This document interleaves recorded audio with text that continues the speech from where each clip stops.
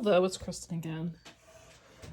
Oh, I am still on this mission of, smashing my stash, whatever you want to say, getting rid of goods. So I'm doing two things kind of at once here. One is I needed to make my mother a Mother's Day card, and I'm actually doing this video after Mother's Day because the horrible daughter that I am, I didn't do the video before, and I told my mother, I'm like, I need your Mother's Day card to do the video. And I see my mother pretty frequently, so it won't be too long after Mother's Day. But I did, acknowledge that I'm being lame. So I wanted to make my mother a Mother's Day card, and at the same time, I wanted to use up a paper pack. I can't ever do anything just like simple. And in preparation of making the paper pack, or making the card, I wanted to use up the paper pack because I started going through this old paper. And it was one that it was like, I bought at a yard sale. I have probably discussed this earlier in the video, and it's been a couple of days, and I'll be honest, I hate to be redundant. I'm forgetting where I was.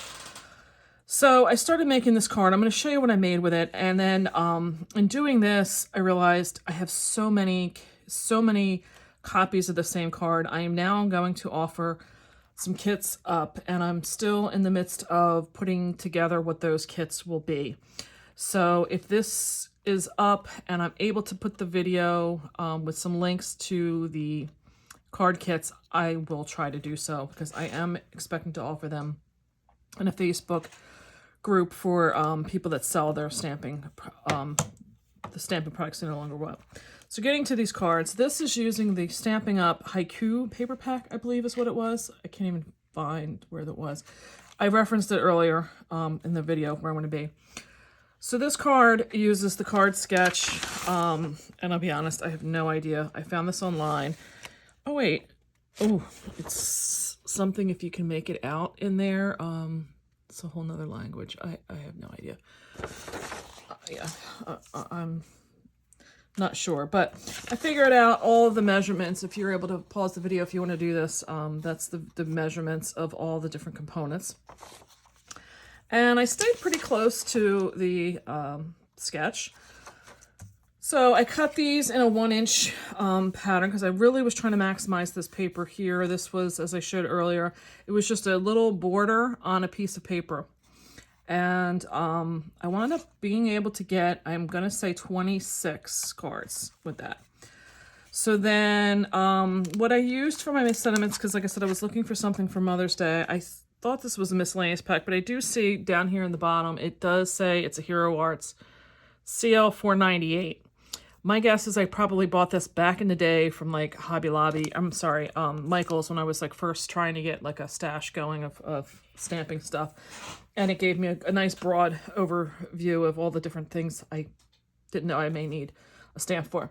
So that was that. Then, I don't know, this is a Darice embossing folder. I literally had just opened it to make this card. I don't even know if, I found no way to identify what this may be, but it's just a scrolling pattern. That's all you kind of needed. I felt it was too boring just being flat like they had it here. It needed a pop of something, and I felt the embossing folder really did that for me. So then I wanted to do the flowers, and I've had this Queen & Company Foundations 2 die set for a while. And I know when I watch Christy Marcotte's videos, she's used these flowers, and I thought, you know what, they would be great because I needed just a couple of flowers as they show around the sentiment. And I felt they came out really nice. But what I opted to do here was, there's the small, the medium, and the large, is I kept, which would have been the inside petals. And what I did on the back side of this is I put a bunch of washi tape to just leave them in there. And I punched out with a 3/4 inch circle punch a back to this so I could get it popped up a little bit. By doing this, I can also roll up my petals a little bit. And the inside petal that would have normally just been a negative is still there to give me the color that I wanted.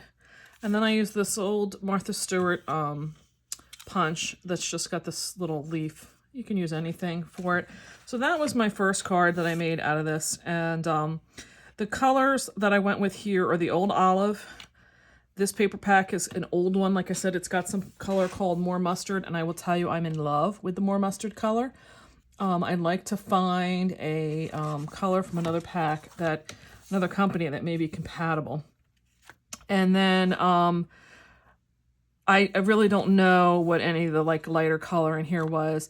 I felt that this was a good match, and I'm trying to use up some scraps. This was, I believe, like a Hello Honey or something, an old, just mustardy kind of golden yellow to complement it. So that was card 1 in here.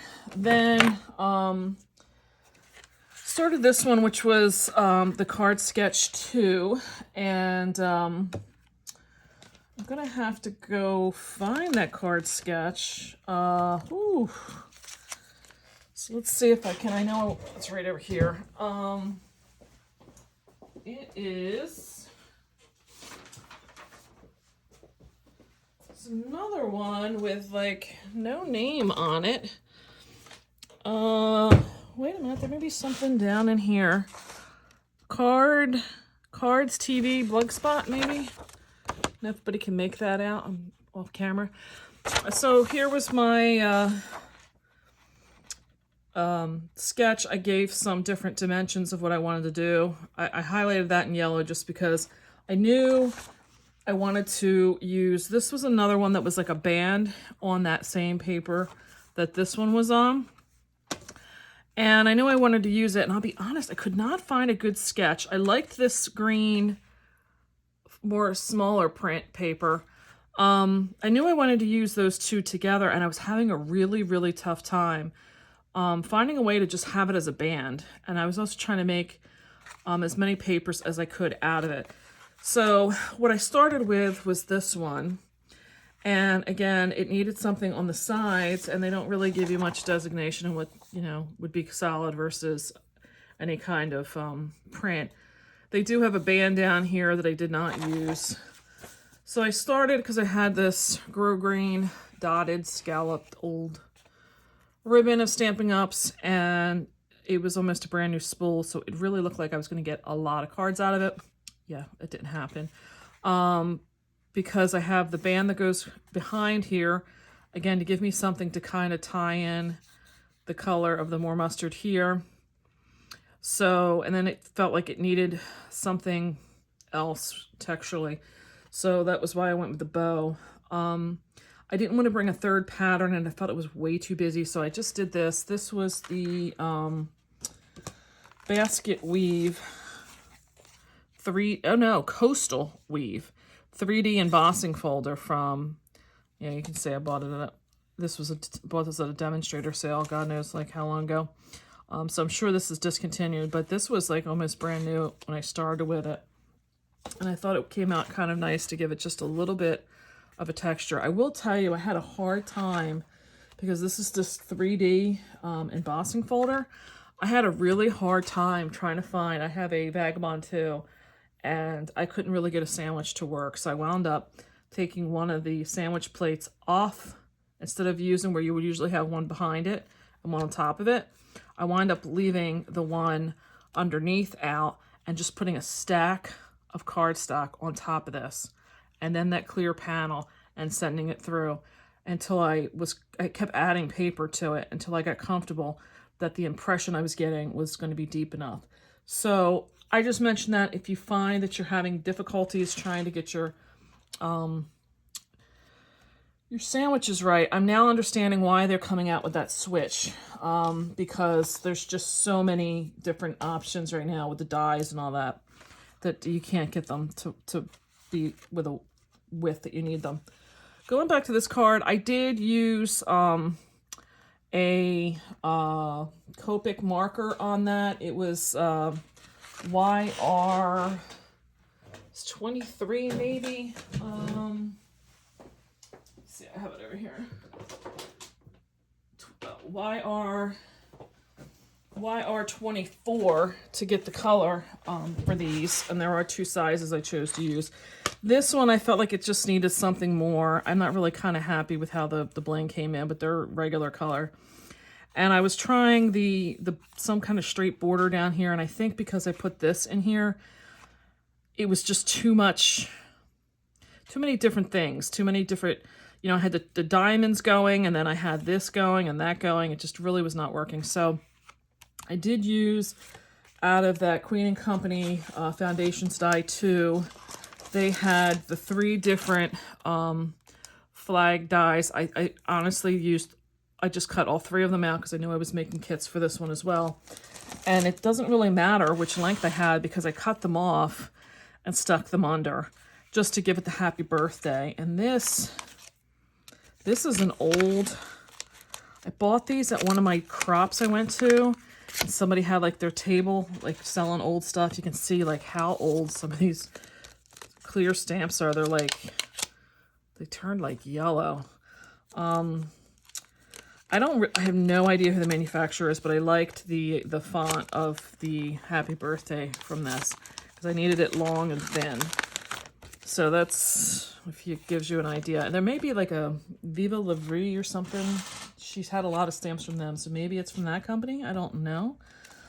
So then I ran out, like I said, I was running out of the ribbon, and I kind of knew ahead of time because I had like 30 of these cards, and I needed 10 inches of ribbon just to get the bow. So I did my math ahead of time, and it was only 10, there was 10 inches, and there was only 10 yards, and there's 3 feet to a yard. So I knew having 30 cards, that was going to be almost just the 30 ribbons, or the 30 bows in the ribbon. So what I did was I would cut this, which was 7 inches, and then I would cut and make my bow. And when I got down to it, I think I was like 10 or 12 short.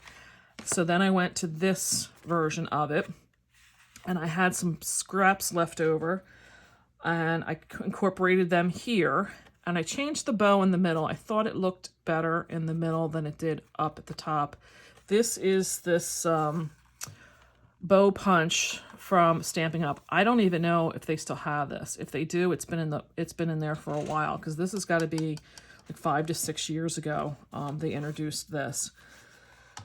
So that was the second card sketch, and if you notice, I do have on both of these, I have that 4 1/8 by 5 3/8 border to do a layer to bring this all together.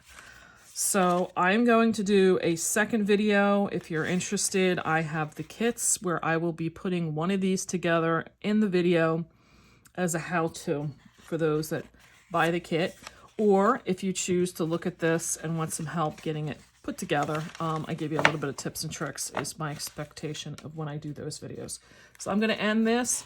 I will be back. I have another card already prepared, but I don't have all my stuff together for it. I'm in the middle of finishing up a 4th design from this paper pack, and I'm getting kind of starting to get low, but I do expect I'm probably going to have probably at least 6 different cards that I got out of this paper pack. So I'll be back.